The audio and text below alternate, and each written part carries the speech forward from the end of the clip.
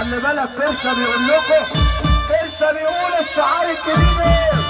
كرشه بيقول العنقصه فضت المحفظه.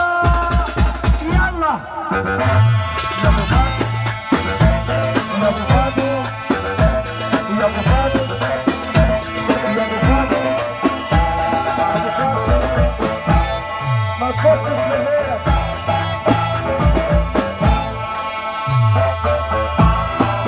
والله حلوه الضحكه حلوه.